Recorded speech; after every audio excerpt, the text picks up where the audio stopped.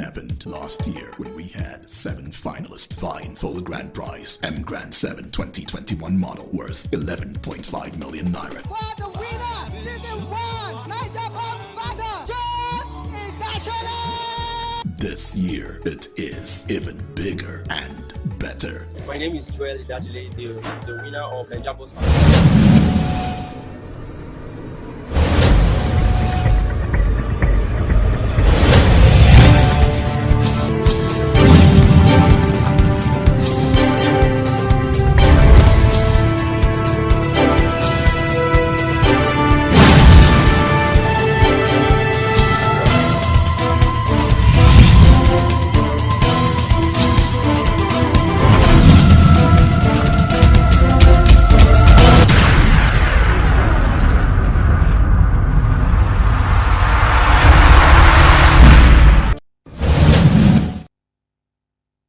A very good afternoon and welcome to Africa Today. I am Peace Ogenegbawe. First, let's talk the headlines. On the headlines, Buhari begs ASU to end strike as ZLP 15 others threaten protest. Niger NGOs complain over alleged loss of $99 million. Kenyan among first black team to summit Mount Everest. And on sports Ministry appoints Piacero as Super Eagles boss. Now the news in detail. Nigeria's President Muhammadu Buhari has appealed to the Academic Staff Union of Universities, ASU, to call off its strike in the interest of the students. The Nigerian leader made the appeal on Thursday at the 19th National Productivity Day and conferment of National Productivity Order of Merit Awards, that is the NPOM, on 48 prominent Nigerians and organizations in both public and private sectors in Abuja. Buhari recalled that he had directed his Chief of Staff, Ministers of Labor and Employment, Education, Finance, Budget and National Planning to immediately bring all parties to the negotiation table to critically review the grey areas in the demands of ASU and other university-based labor union. He also urged pupils in public tertiary institutions to be patient with government as it strives to address the nagging issues in the nation's university system within the ambit of available resources. This is coming as the Zenith Labour Party, that's the ZLP, and 15 other political parties on Thursday said they had concluded plans to join the ongoing protest by the university students over disruption of academic activities in the country. ZLP's national chairman, Dan Wanyang, told reporters in Abuja that he had the nod of the parties for the planned march. Meanwhile, the union has berated Senate President Ahmad Lawan for reportedly asking the protesting students not to disrupt political activities. In a similar development, Independent National Electoral Commission, that is INEC, yesterday announced it might move sensitive materials from the Central Bank of Nigeria to another location. Speaking during a consultative meeting with the media, INEC Chairman Mahmood Yakub, while responding to a question on the political ambition and partisanship of Central Bank Governor Godwin Emefiele, said the Commission might be forced to seek alternative arrangement for the handling of sensitive materials. He said the Apex Bank was responsible for storage and movement of sensitive materials and that the Commission had never doubted its capacity to discharge its responsibility. The INEC chairman also said the Commission will deploy both manual and electronic methods of transmission of 2023 election results. Yakubu assured that Commission would also work with security agencies to ensure the safety of journalists and their impeded access to all voting collation locations during elections.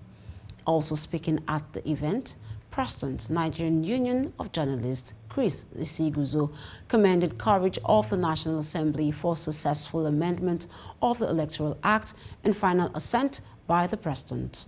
He called on INEC to remain resolute and not succumb to political actors on the issue of timetable and schedules of activities for the poll. Director General State Security Services, that is SSS, Yusuf Bichi, says the service has removed a journalist, Lanre Arogundade, from its watch list in which his name featured for 38 years. Bichi said this when a delegation from the Nigerian chapter of the International Press Institute, that is the IPI Nigeria, visited him in Abuja. The secretary of IPI Nigeria, Hamed Chikarau, in a statement on Thursday said the visit was part of the organization's ongoing high-level engagement on the safety of journalists and press freedom in Nigeria. Chikarau said that Arogundade was on February 10 intercepted and detained by officers of the SSS upon his arrival at Murtala Mohammed International Airport in Lagos from Banjul, Gambia. Said the director of the Lagos-based International Press Center, that is the IPC, went to train journalists on conflict reporting.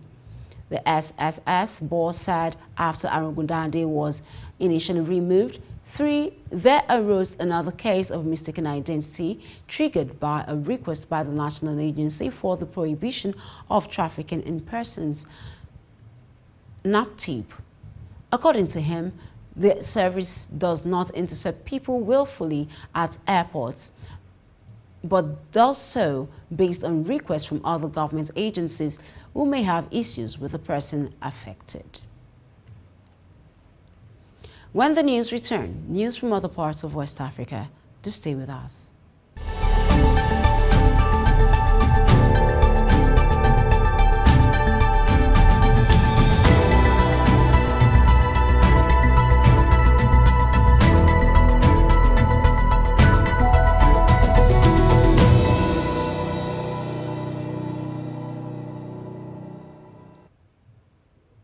You're watching Africa Today on Hills TV. Now to news from other parts of West Africa. Malian General Omar Diarra concluded on Thursday a 3-day visit to Rwanda. The chief of the General Staff of the Malian Armed Forces was received by his counterpart, General Jean Bosco Kazura, at the Rwanda Defense Forces headquarters in Kigali. A statement by the Rwanda Ministry of Defense says bilateral defense collaboration was on the agenda. The discussion between the two men tackled different aspects of cooperation in human resources, development, military and training, and welfare. General Omar Diarra also met with President Paul Kagame and the Minister of Defense. Mali's armed chief said the purpose of his trip was an expertise on capacity building of both the Rwanda Defense Force and Malian armed forces. Indeed, the Sahelian nation fights a jihadist insurgency threatening to destabilize the entire country. Rwanda, on its part, has sent about 1,000 soldiers to back regional efforts to stop an Islamist insurrection in the province of Cabo Delgado. The Southern African Development Community and Rwanda sent troops last June, and the mission was extended to January 2022. And now to Niger, where the Nigerian non-governmental organizations have filed a legal complaint over alleged losses of approximately $99 million in state funds. Of the Nigerian Organizations of Budgetary Transparency and Analysis, that is ROTAB, said he and other associations combed through an audit of 2021 state spending handed to President Mohamed Bazoum last month. The group estimated that there were discrepancies of up to 60 African CFA francs, which is $99 million on Thursday. The audit reported a lack of documents purchased to justify the construction of infrastructure, fake public tenders, and the granting of undue advantages to officials. Niger, the poorest country in the world according to the UN's Human Development Index, is struggling with a reputation for corruption and volatility. Bazoum was elected president last year after a campaign in which he made the fight against fraud and corruption. A source said Niger's communications minister had been detained in a high-profile embezzlement case dating from when he ran a state corporation. Mohamedou Zada was being held in relation to a probe into the loss of 3 billion West African CFA francs, which is $4.8 million US, from a corporation which manages state holdings in the mining sector. That occurred while Zada was its chairman between 2013 and 2021. I'll move to other parts of Africa, but after this break. My name is Joel Idajile, the winner of Naija Boss Factor Season 1. I just want to say I'm so excited because, wow, this is a very big thing that has happened to me. And concerning this Season 2 that is coming, I'm just telling you, those that are going to be competing, bring in your A game. This is not something you come casually. Come with your A game. You scammed yourself. You think they were trying to scam you, but you scammed yourself. Thank you.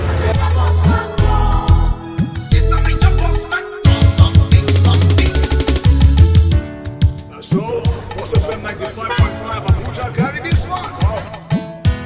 Say if you sabi sing, you sabi rap. Welcome back. 8 years after the death of French journalist Camille Lepage, France opened investigation following the killing in a shootout between rival militia of the photojournalist. Reporters Without Borders regretted that some eyewitnesses were not heard and no reconstruction of the event was ordered. The lawyer of the Lepage family regretted a lack of means and will on the part of the French judiciary in the Central African Republic. The trial was postponed pending further investigation in France. A fifth examining magistrate was appointed to lead the inquiry. The report said the judiciary authorities must give themselves the means to move forward and to establish the truth. Camille Lepage died May 12, 2014 in the Central African Republic, where a civil war erupted after the ouster of former President Bozize in 2013. And now to Kenya, where a Kenyan mountaineer, James Kagambi, was among a group of climbers who made history on Thursday. Also became Kenya's first native African to conquer the mountain. The group made their final assault on the summit after spending about 40 days on the mountain. 6 of the team's 9 members reached the summit along with their guides. The Full Circle Everest team hopes to encourage diversity in the sport of mountaineering. Still in the news, the United Nations Humanitarian Affairs Agency, which is the OCHA, says the world is not paying attention enough to crises beyond the war in Ukraine, including a devastating drought in East Africa. The head of the organization, Martin Griffiths, made the appeal after visiting Turkana in northwest Kenya, discussed after a lengthy period without rainfall. People there are suffering from malnutrition, with some left too weak to stand or walk. The UN World Food Programme says 200 million people across East Africa are at risk of severe hunger. Up next is business news after this break. Just stay with us.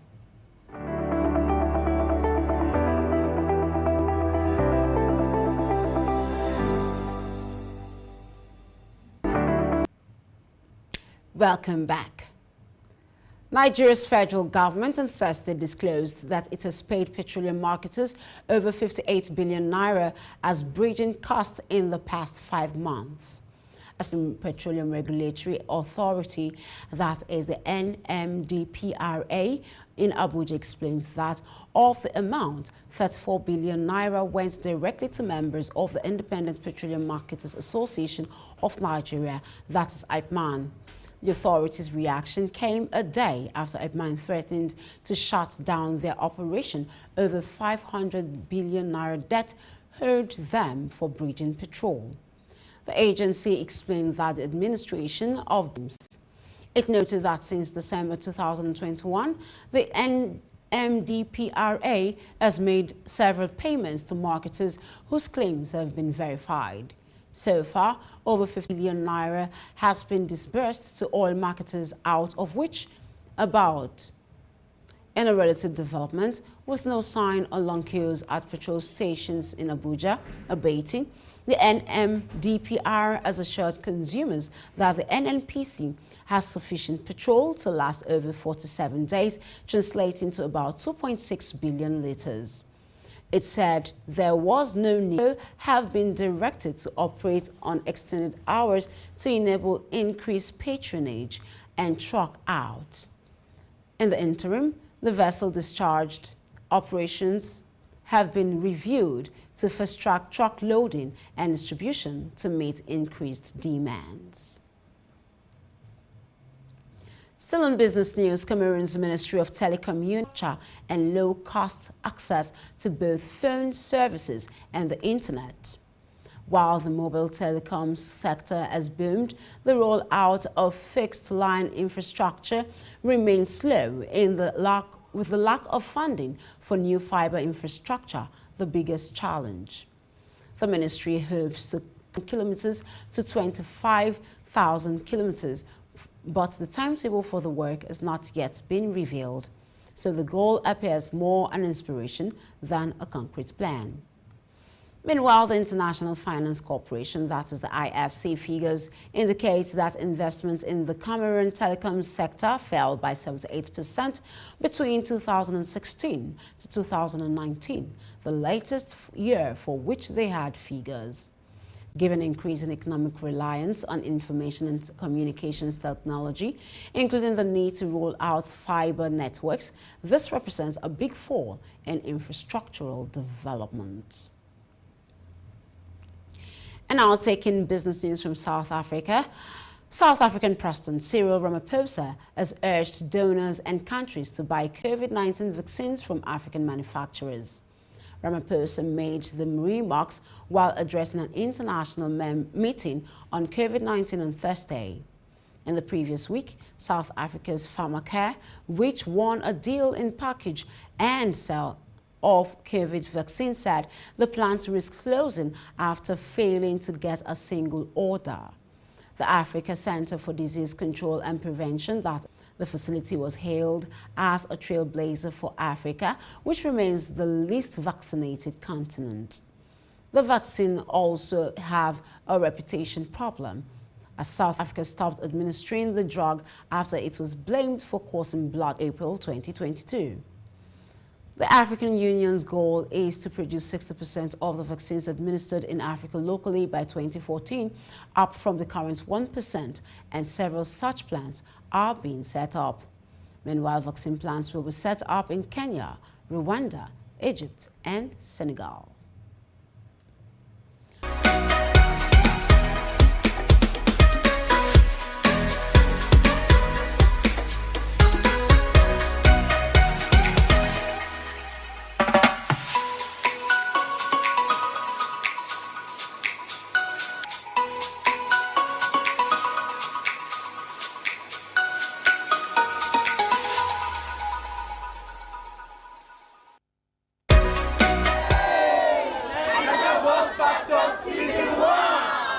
It happened last year when we had 7 finalists vying for the grand prize, M Grand 7 2021 model worth 11.5 million naira. For the winner,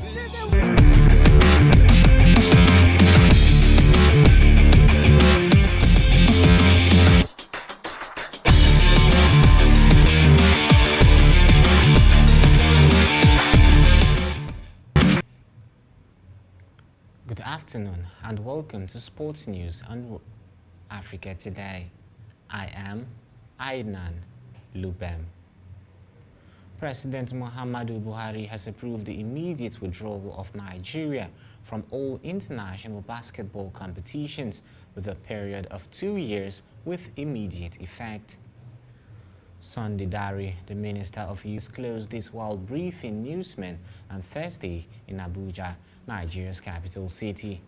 Dare, represented by Ismaila Abubakar, the permanent secretary of the ministry, said a committee would be set up to oversee basketball leagues in the